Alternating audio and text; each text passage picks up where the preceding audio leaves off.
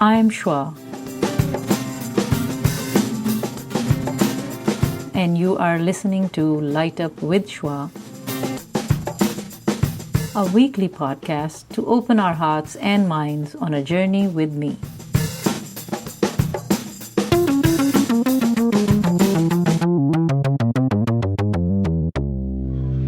Welcome to part 3 with Isabelle Cherney. Please subscribe, rate and review Light Up with Shwa, and I hope you have watched part 1 and part 2 with her as well. Relationships are very important. I find that doesn't matter who you are today and what you do and how successful you are. It's all relationships. Yes. I mean, whatever we're a social animal. Yeah, exactly. So doesn't matter you think that you are you don't like people or you can live without people, you really don't. Mm-hmm. You have to deal with them, even if you like it or not. Well, and you can see that in our biology, right? The first sense that we have is touch, and the last sense we lose is touch. Mm-hmm. And you can only be touched by somebody else. And so it truly is in our DNA. Thank you. Yeah, we can talk more about this actually. So, do you think marriage is important? Like, should one marry then? Would you recommend people? Why should they or should they not? This is the last question before I move to... So, yes, I do believe in the sacrament of marriage. It does provide us humans, at least in this society, a sense of commitment from the other person that you might not completely get if you're not married. Not to say that that is wrong, no judgment here. Just saying, for me, the marriage has been helpful because it does provide this, I'm committed, he's committed, so we're going to make it work. It's too easy otherwise to separate. But marriage is not for everybody, so I don't want to say that it has to be that way, because there's wonderful long-term relationships your whole life without being married. But I do think that if you want to be married, that should be something that's available to all. Okay. And not necessarily just for a man and a woman. And so, in our society, again, marriage comes with a whole lot of opportunities and some baggage, but also opportunities. And people who are not married don't get some of these opportunities. You mean the benefits of being a marriage? Yes, in a marriage. In a marriage. And frankly, research shows that married people are happier. Well, is it? Yeah. Mm-hmm. Especially men. Okay. Good. Yeah, I have heard that too. But I would like to know the statistics, I guess. Yeah. Okay, good. Are you afraid of anything that you would like to share? I think probably of failure or sort of disappointing. Now you will have to describe what failure, success. I think it's a difficult question. I have to ask you something difficult. Yeah. Right? Well, I have answer for everything. I have some more difficult questions coming up. Failure can be it can be small things and it can be big things. So failure for me would be if my marriage failed. That's what you're afraid of. That would be something I'm afraid of. So, because you said yourself failure, I didn't say it's because I was like, okay, failure is for everybody different, and success, the definition is immaterial in many ways, right? But failure has it's letting down somebody else, my children or something. What about you? I don't think about myself that much, to be honest. Another difficult question. It's another difficult question. Yes. But it's a serious question. It's very important, actually. Yes, I would say.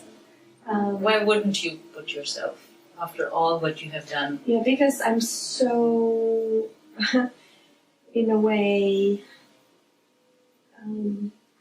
trying hard to not take things personally, right? Okay. In some ways, because otherwise my job would be just miserable. Mm-hmm. That I project it outward, so I'm going to look at it from a positive perspective, and that energy alone gives me the motivation to move forward. If I start to think about myself too much, I'm afraid I would be too egocentric, and that's somehow not who I am. And so it's not to say that I don't do things because it's easier, or there's many times I would rather do the easy way out, and I do. But I don't dwell much on my own self. Okay. So you're fairly a happy person because of that? I think so. Yeah. You stay more positive. I'm more positive. But what I don't have much of is joy. That's what I wanted to ask. I was coming to that. Okay, so let's talk about that. So you don't have joy. I do have moments of joy, for sure. Yeah. But I wish I had more of those. Mm-hmm. And how can you have that? Do you think? You thought about it? What brings me joy is my grandchildren. Oh, right that's now. recent. Yes, Yeah. right now. Yeah. So, but that tells me something about me as well. Seeing how I react when I see them shows me something about me that I didn't know prior. It brings to that. your side. Yes. Okay. So self-exploration is continuing. Right? Absolutely. Yeah. So continue if you have anything else to say. Yeah, I think joy is what else? What gives you joy in addition to your grandchildren? It is to be in a place. So going back to Switzerland these days, I rarely get to do that, like once a year in the summer.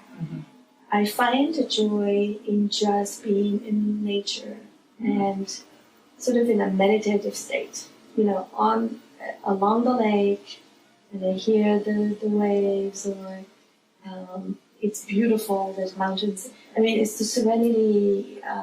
So that brings me joy, which when you grow up, you have no idea.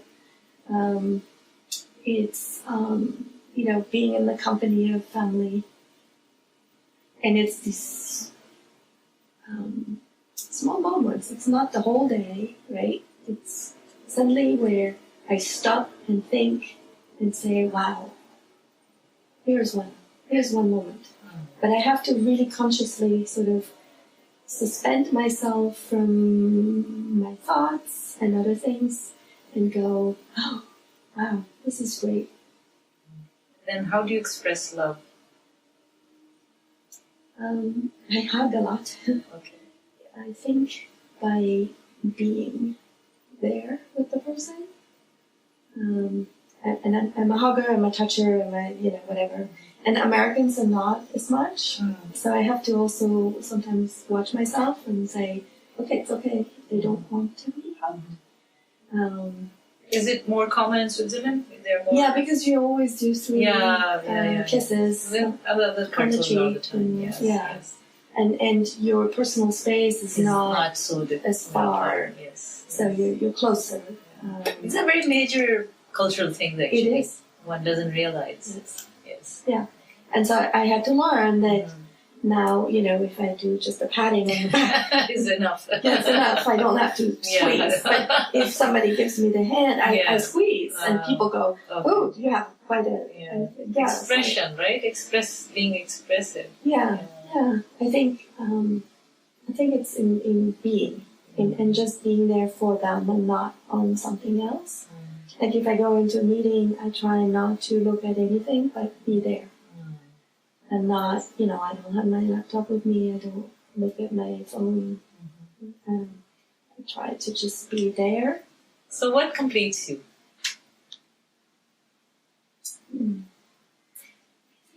And this might sound strange, but in some ways,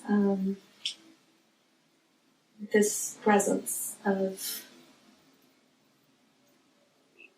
it can be God, it can, whatever that presence can be,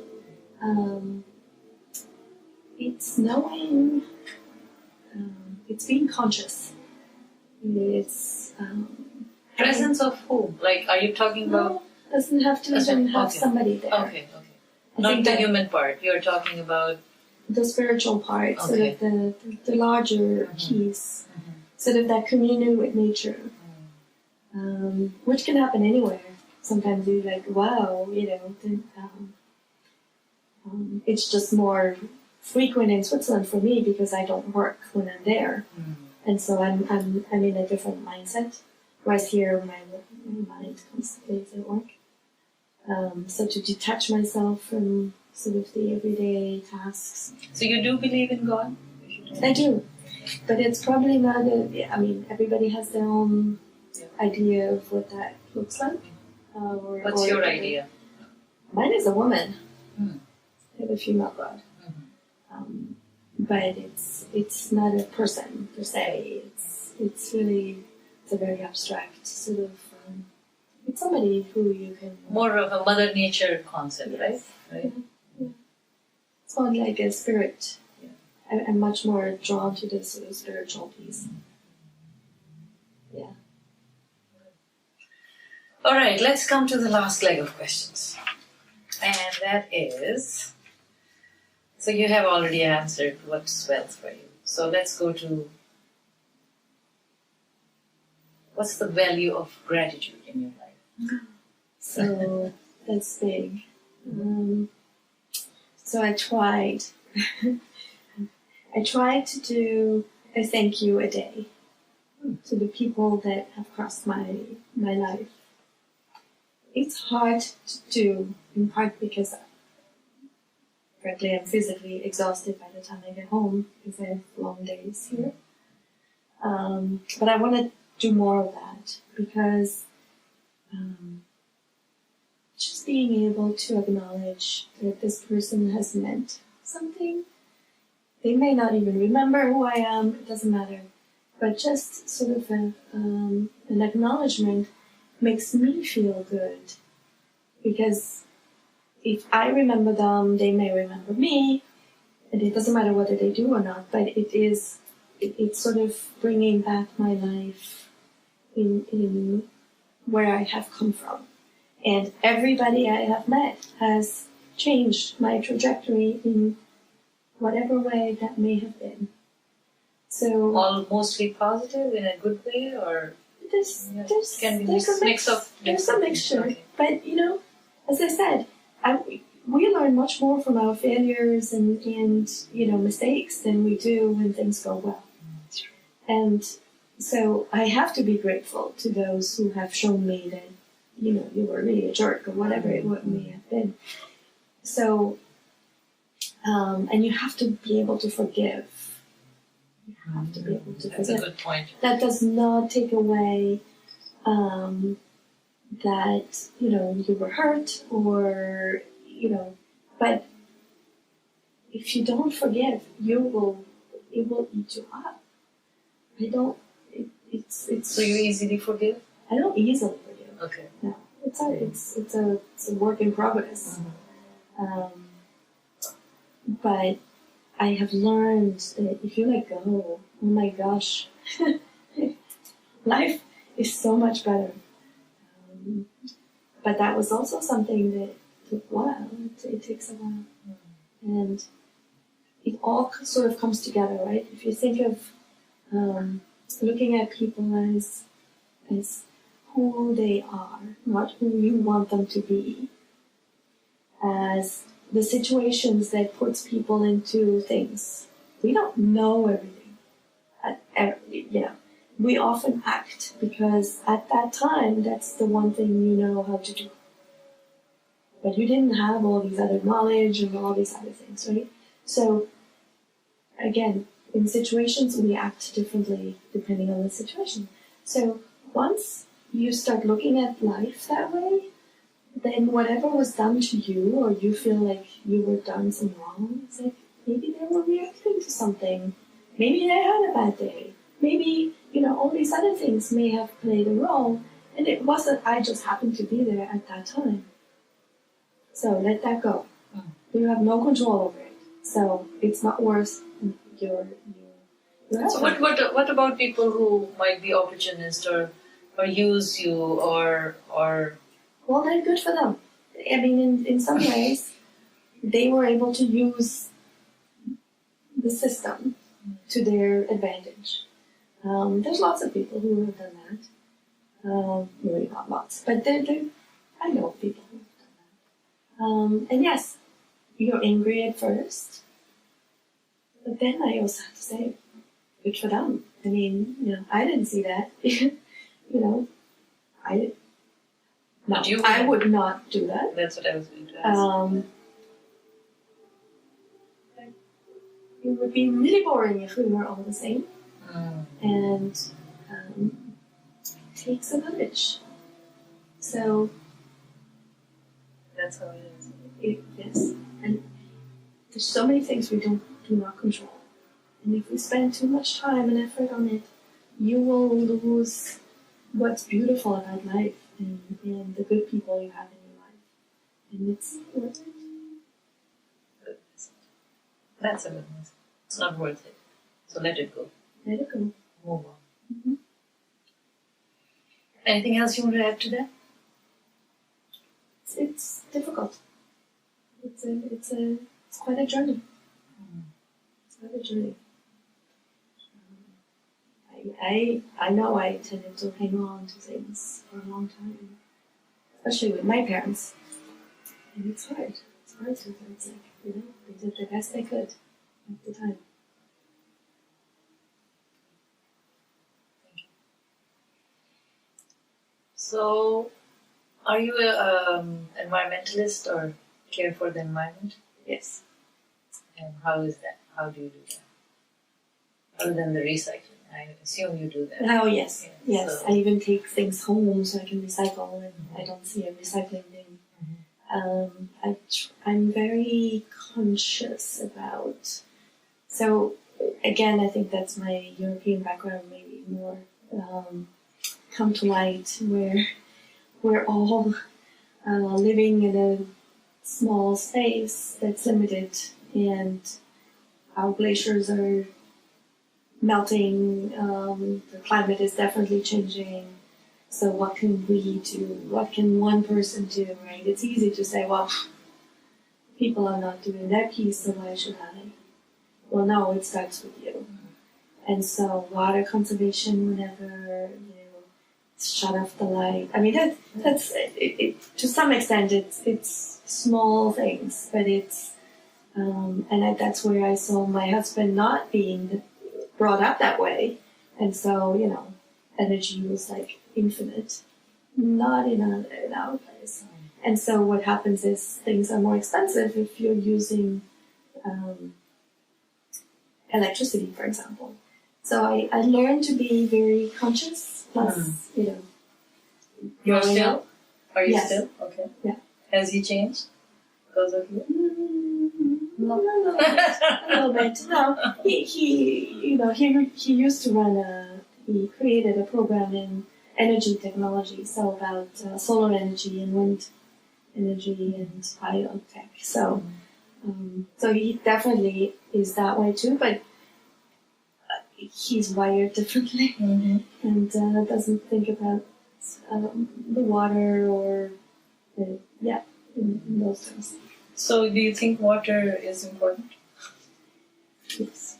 It's going to be our number one problem. Do you think water... Or is. Yeah. Do you think water has... is life? Is it life? As a memory? Yes. So I have to have another session on water. Because I am so big on it also.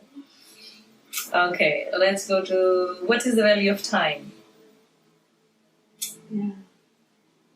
we're all pressed for time, aren't we? And it doesn't get any faster or slower. Do you want it to be faster or slower? No. Okay. I would rather have it slower.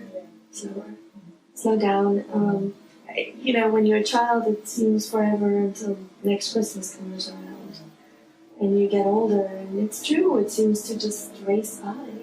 My birthday's tomorrow, and I'm like, another year older. Oh, it is tomorrow? Yeah. Oh, happy birthday in advance. Good. But it's nice. You celebrate really, you're all happy when you get older, and then you're past a certain stage, and you go, now I have only that many years to live, right? So you start looking at life backwards. So is it all perspective? Time is perspective? Well, time is a true unit, right? I mean, it is always an hour or 2 hours or whatever, that's the same. But yes, it's a lot, it's perspective. Plus time is also, gravitationally, and if you go into Einstein's world, it's different out there. But for the sake of the argument, it's certainly perspective. And I think we are so busy now these days.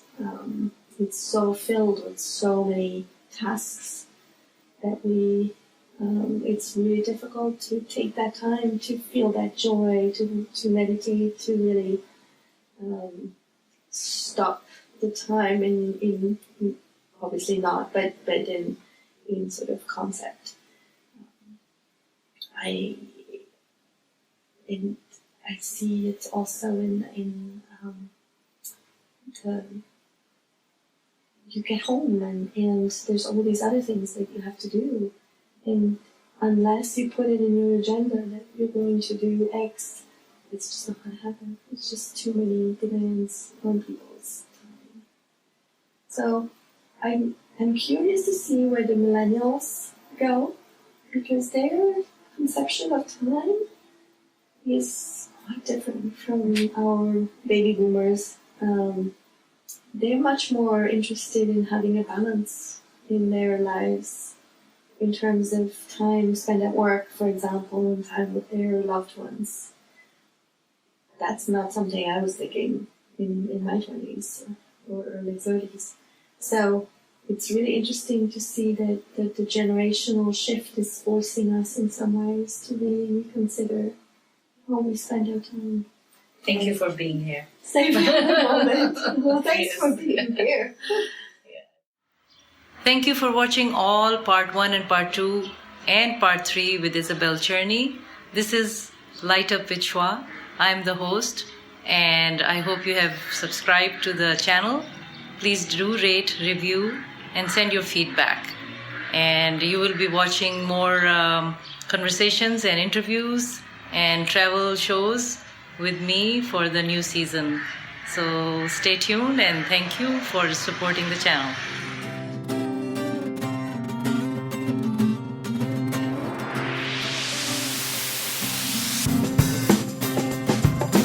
Thank you for staying with me through this exciting episode. Please don't forget to subscribe and stay tuned for the next episode of Light Up with Shwa.